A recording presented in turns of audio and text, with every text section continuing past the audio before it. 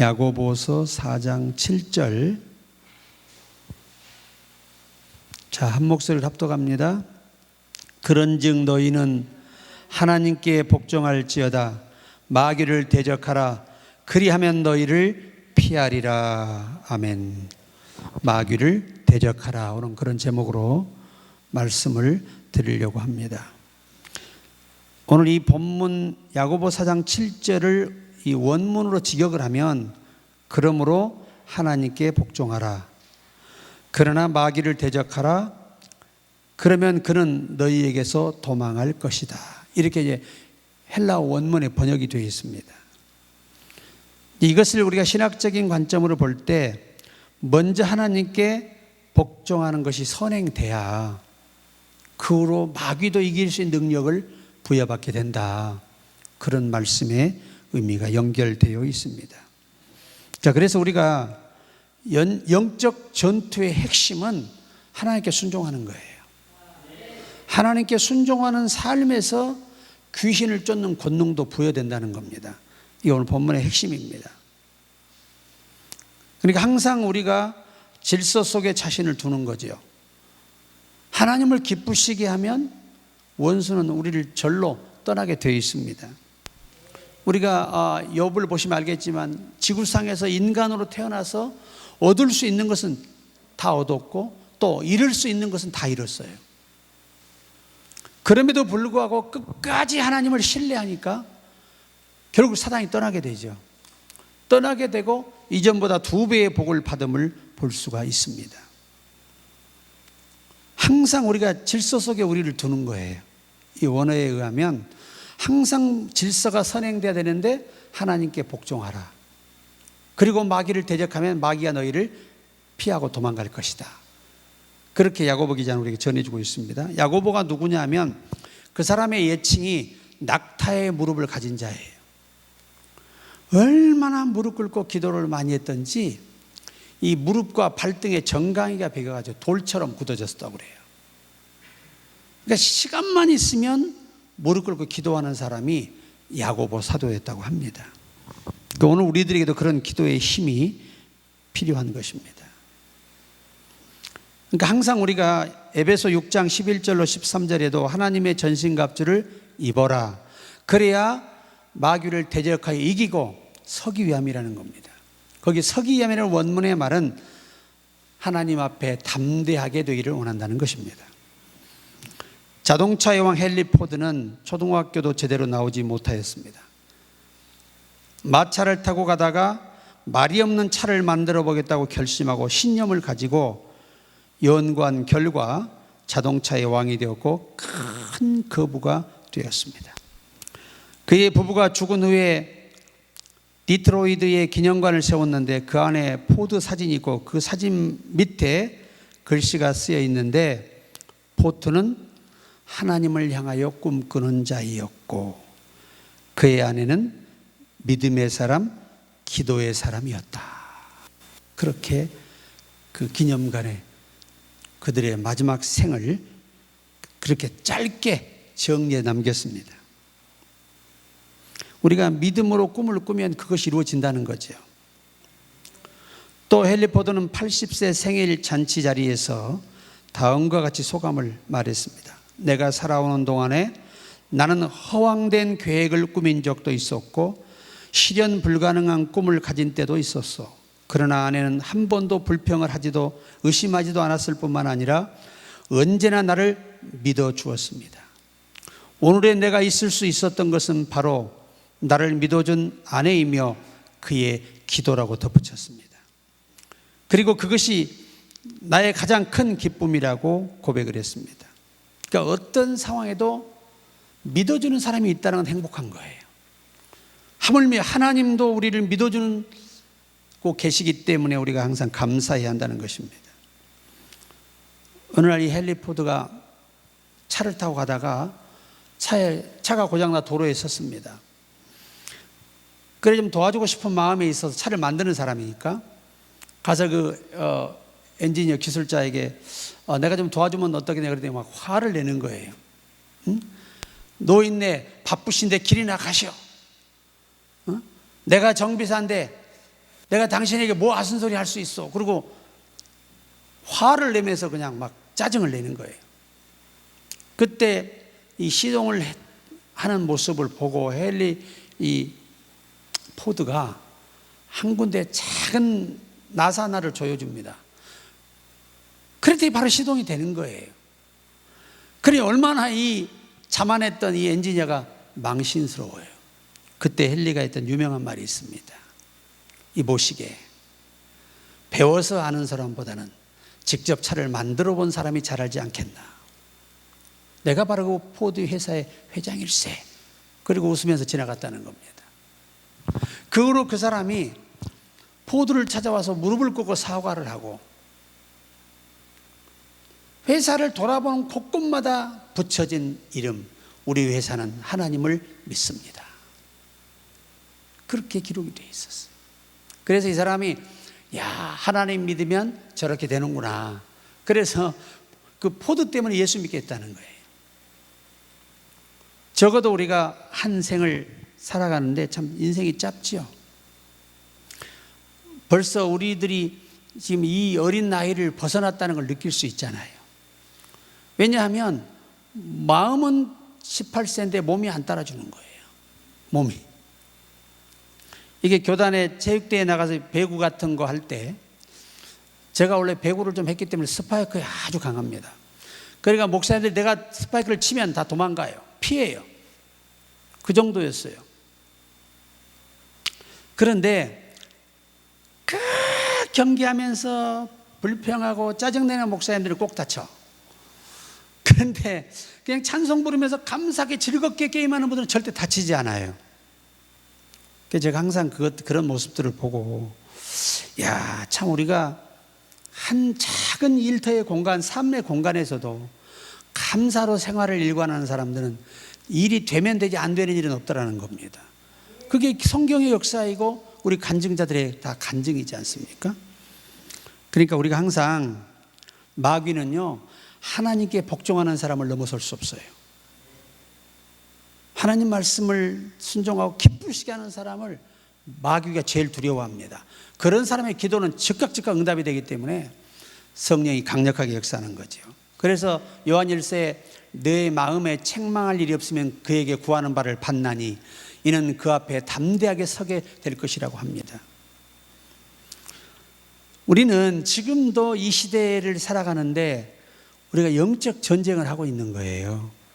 혈과 육은 우리 싸움의 대상이 아니에요. 그런데 사람은 항상 보이는 것과 싸우기를 좋아해요. 왜? 보이지 않는 것과 싸워서 이길 일이 없으니까 보이는 것과 싸우기를 좋아합니다. 그러니까 부부간에도 매일 다투어요. 친구들도 잘 놀다가 잠깐의 오해를 통해 큰 싸움으로 번지고, 가족 간에도 그렇고 부모와 자녀 간에도 그래요. 작은 거 하나로 갈등이 생깁니다. 그런데 참 내가 안타까운 건 사람에게 속은 것에 대한 분노는 아주 치가 떨도록 오는데 사탄에게 속아서 이용당한 것에 대해서는 분노를 안 느껴요. 이게 영적 무지입니다. 사탄을 저주하고 증오해야 이것들이 우리 곁에 안 오는 거예요.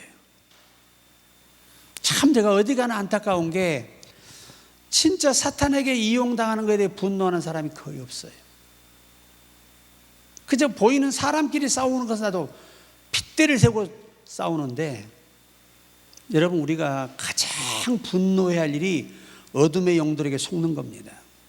그것들에게 이용된 것에 대해서 가장 분노를 느껴야 돼요. 아담과 하와가 여러분 어둠의 영에게 속아서 오늘날 이 비극이 온 거 아닙니까?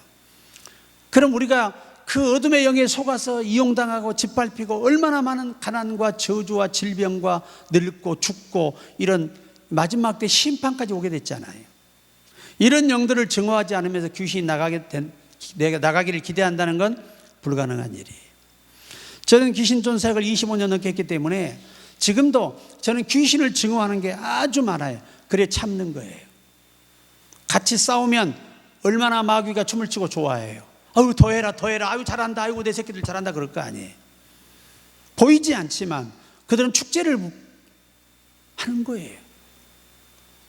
그래서 싸우지 않고 그냥 참는 거예요. 그리고 믿음으로 이걸 소화해내기 위해서 견디다 보면 또 몸에 조금 안 좋은 현상도 오고 말이죠. 또 그것마저 벗어나게 되면 또 건강이 그대로도 유지되고, 영적 싸움이 그렇게 치열한 거예요. 누가 여러분을 화나게 하면 이것이 사람이 하는 게 아니라는 거예요. 사탄이가 그런다는 거예요. 성내는 하나님 뜻 아니잖아요. 교만한 것도 하나님 뜻이 아니에요. 이것도 어둠의 영들이 시키는 짓이에요. 우리는 항상 우리 배후에 누가 항상 우리를 엿보고 있습니까? 이 사단과 귀신들이 엿보고 있습니다. 나를 가난하게 만드는 것도 귀신들이 그러는 것이고, 병들고 또 내가 인생의 모든 길이 막히는 것도 어둠의 영들이 그러는 거예요. 이럴 때는 방법이 없어요. 하나님께 순종하고 나올 때만 그것들을 물리칠 수 있는 거예요. 우리가 그 주인공이 되시기를 바랍니다. 그 사람은 안타까운 게 뭐냐면 사람과 사람을 두려워해요. 근데 우리가 진짜 두려워하고 공격하고 막아야 할 대상은 사탄과 귀신들입니다. 항상 의식 속에 이것들을 예수님을 저주하고 명령해야 돼요. 이들의 한 번의 잘못을 하나님은 용서하지 아니하시고 영원한 지옥으로 심판해버린 거예요. 그런데 인간은 죄를 지어도 미리 용서하시고 믿기만 하면 그를 의롭다 하시고 여전히 함께 해주시잖아요. 우리가 하루 일과를 점검할 때 과연 내가 하나님께 기도하면 즉시 응답할 만한 그런 선행을 가지고 순종했느냐 물어본다면 참 답이 쉽지 않아요. 그렇기 때문에 우리 항상 어려운 일이 우리 속에 항상 살아있는 거지. 많은 사람들이 기도 많이 하면 귀신 쫓는다 그러는데 아무리 기도를 많이 해도 하나님께 복종하지 아니하면 능력이 나가지 않아요. 생각을 바꿔야 합니다. 아무리 복을 달라고 기도해도 11조는 복 안 주시잖아요. 왜? 황충을 보내신다 그랬잖아요. 당연히 망하게 돼 있는 거예요. 이와 같이 이것들이 다 어둠의 영들이 못하게 하는 거예요. 교회 봉사하는 것도 하기 싫고 모든 매사의 일이 하기가 싫은 것이 다 어둠의 영들이 그렇게 사람을 유혹하는 거지 본 중심은 아니라는 겁니다. 하나님은 인간을 만들 때 당신의 영광을 위해 살 수밖에 없도록 창조하셨어요. 그런데 어둠의 영들은 자꾸 하나님이 창조한 목적에 반대로 우리를 살게 한단 말이죠. 여러분, 아무리 이 메마른 땅도 단비가 내리면 그냥 부드러워지잖아요. 촉촉해지잖아요. 아무리 굳은 마음도 성령이 임하시면 부드러워지는 거예요. 온유해지고 겸손해지고 사랑이 넘쳐나지요. 교회라는 특성은 정말 별의별 사람이 다 오지요. 어떻게 담임 목사 눈에 100% 들 수가 있겠어요? 단 한 사람도 들 사람은 없어요. 단 한 사람도. 다만 그리스도 안에서 사랑을 베푸는 거지요. 사랑은 받으려고 하는 게 아니라 베푸는 거예요. 예수께서 우리에게 받으려고 하신 게 아니잖아요. 스스로 자원의 십자가를 지고 우리를 구속하셨잖아요. 우리가 그 은혜에 감사해서 오늘 또 일할 수 있어야 하는 것입니다. 하나님께 복종은 패배가 아니라 승리의 지름길입니다. 이게 오늘 본문이 가르쳐주는 진리입니다. 그래서 예수님께서도 종의 형체를 가지시고 빌립보 2장 8절 죽기까지 복종하셨어요. 그가 복종하여 죽음으로써 실패한 것 같고 패배한 것 같고 완전히 하늘나라가 무너져버린 것 같지만 그의 죽음이 오히려 부활 승리가 되고 사단과 싸워서 이기는 승리가 되고 우리로 영원한 생명을 얻게 하고 모든 기업을 얻게 하는 승리의 전진곡이 그의 죽으심과 부활이었습니다. 그래서 우리가 마귀를 대적하라 안티세테티 그래요. 안티세테티 계속해서 적극적으로 거부하는 태도를 가지라는 거예요.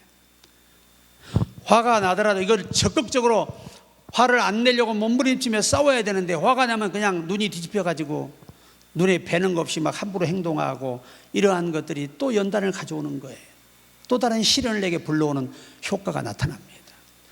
주 앞에 의롭고 바르고 선하게 사는 사람은 복이 몰려오는데 안 되는 일도 되게 하시는데 그런데 그렇지 못한 사람들은 계속해서 저주와 실패와 고통만 자기에게 불러오는 거예요. 여러분, 우리가 살인에 대해 세 가지로 예수께서 말씀하십니다. 형제에 대하여 노하는 자마다. 이 원어에서 노하다는 말은 화내지 말라는 말이에요. 부부간에도 화를 내는 것도 살인죄예요. 살인죄. 교우간에 화를 내는 것도 살인죄예요. 여러분, 우리가 화나게 해서 득될 일이 아무것도 없잖아요. 그죠? 부부간에도 화나게 해서 득될 일이 없어요. 힘이 없는 사람은 힘이 강한 자에게 억압당할 수밖에 없게 돼요. 근데 인간은 뭐라고 말해? 사탄에게 완전히 다 점령이 돼 있으니까 부부간에 싸울 수 있는 거 이렇게 말한단 말이에요. 그렇지 않아요. 사탄이가 그러는 거예요. 적극적으로 싸워서 참아내시고 이겨내셔야 하는 것입니다. 그래서 우리가 가인에게 여호와께서 하신 말씀, 죄의 소원은 내게 있으나 너는 죄를 다스릴지니라. 죄에게 이용당하지 말고 죄를 다스리라는 거예요. 그래서 항상 교회 안에서 일하다 보면 사탄이가 우리를 공격합니다. 아무것도 아닌 거 가지고 마음이 상하고 화가 나고 짜증이 나는 거예요. 이미 우리는 사탄에게 지고 있다는 사실을 알아야 돼요. 성령의 사람들은 작은 것도 감사하고, 감사할 수 없어도 감사하고, 용서할 수 없어도 용서하고, 그렇게 사는 게 공동체가 성장하고 발전한 지름길입니다. 지름길. 예전에 제가 처음 목회할 때 이제 전도사로 부임을 했는데, 우리 교회 목사님이 참 그렇게 속썩이는 분들이 있는데, 교회가 이 파가 이미 갈라져 있어요. 그런데도 왜 어떻게 그렇게 똑같이 친절하게 대하는지 저는 이해할 수가 없었어요. 그때는 내가 의협심이 강해가지고 그냥 예스 노지 저게 뭐냐, 잘못된 사람들 권면이 안 되면 내쫓아버려야 저걸 놔두냐. 제가 그런 이 목사님의 모습에 대해서 참 안타까운 모습이 많았어요. 그런데 그들도 하나님이 선택한 택자라면 하나님은 여전히 그들을 사랑하고 계신다는 거예요. 그들을 사람이 함부로 무시하거나 외면하거나 미워할 수가 없는 것이죠. 그가 진짜 성령의 사람이라면, 예수의 심령을 가졌다면 말이죠. 항상 여러분, 내적으로 다가다오는 이 마귀의 이 역사를 아주 적극적으로 반대하는 이 태도, 영적 싸움입니다. 화가 날 때 그 화를 참고 그것을 내 가슴으로 다 소화해낼 수 있을 때 진정한 하나님의 허락한 일을 맡아서 일할 수가 있는 거예요. 성내는 사람은요 절대 하나님의 의를 못 이루어요. 우리 친구 목사님 사모님이 성격이 그렇게 급해요. 그래서 우리 친구 목사님이 뭐라고 하냐면 똘끼 사모라 그래요. 똘 사모. 또라이끼가 있다 그 말이에요. 뭔가 한 소리를 들으면 가서 싸워서 파헤쳐서 뒤집어야 속이 편한 사람이에요. 결과는 뭐가 남을까요? 교인들 다 나가고 없죠. 그러니까 지금 저렇게 힘들게 살잖아요. 빚 때문에 고통스럽게. 좀 모아놓으면 또 싸워가지고 다 내쫓고.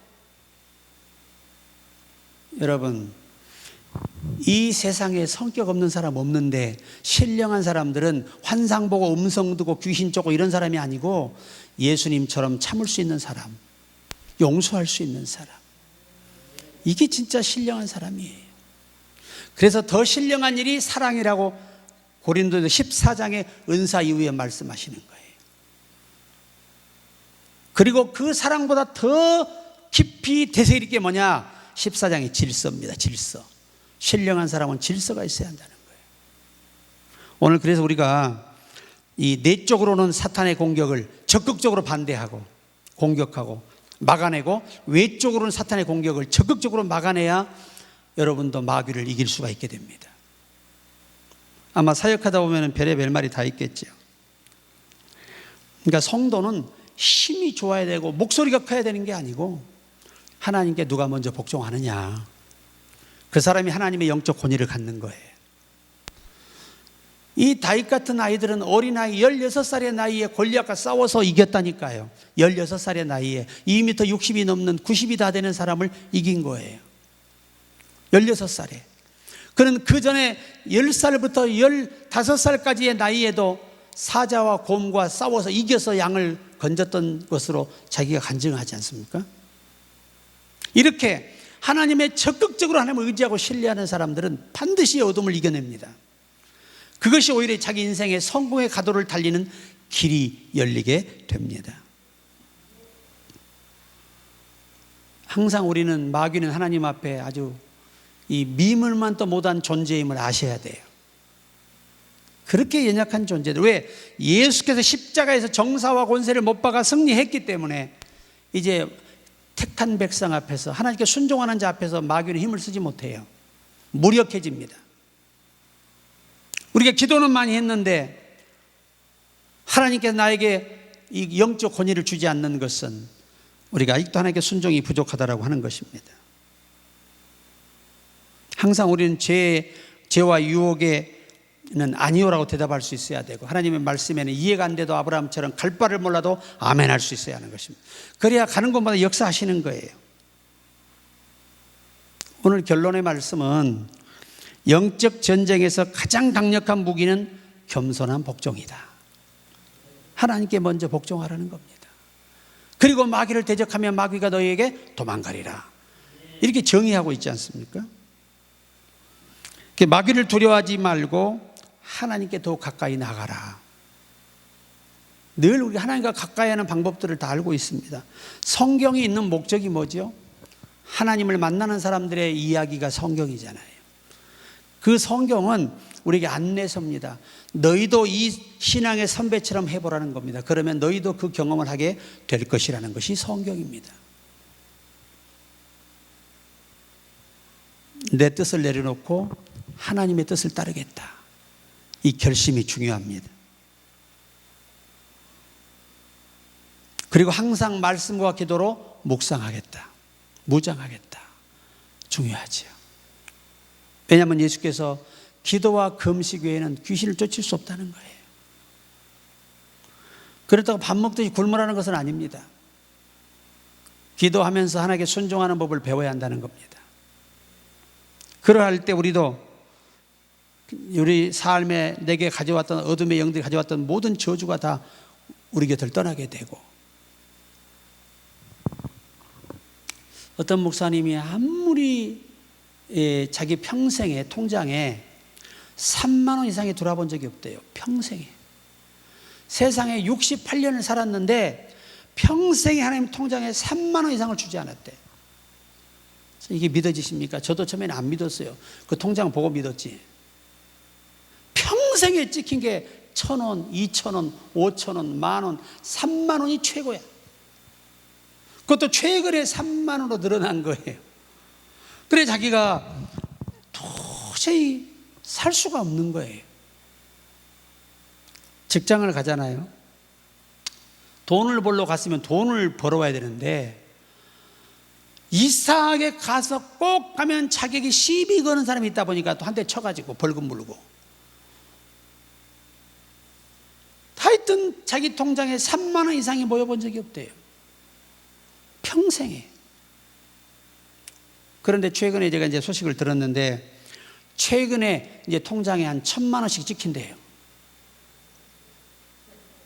왜 그러냐 그랬더니 자기가 하나님께 더 가까이 나아가려고 몸부림치니까 돈이 자동으로 들어오더라는 거예요. 왜 내가 진즉 깨닫지 못했을까? 그걸 아쉬워하는 거예요.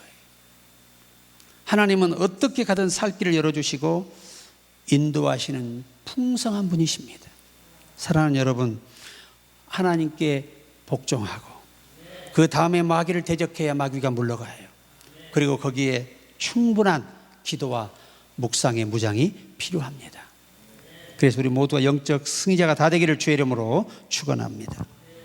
하나님 아버지 감사합니다. 오늘 또 마귀를 대적하여 이기는 능력을 허락하옵소서. 우리가 하나님께 절대 먼저 선행으로 복종하고 순종하게 하옵소서. 하나님을 기쁘시게 하면 모든 어둠과 저주는 하나님이 물리치시며 우리에게 형통한 복이 임하게 될 것입니다. 우리 모두가 그 주인공이 되게 하옵소서. 예수님의 이름으로 기도드리옵나이다. 아멘.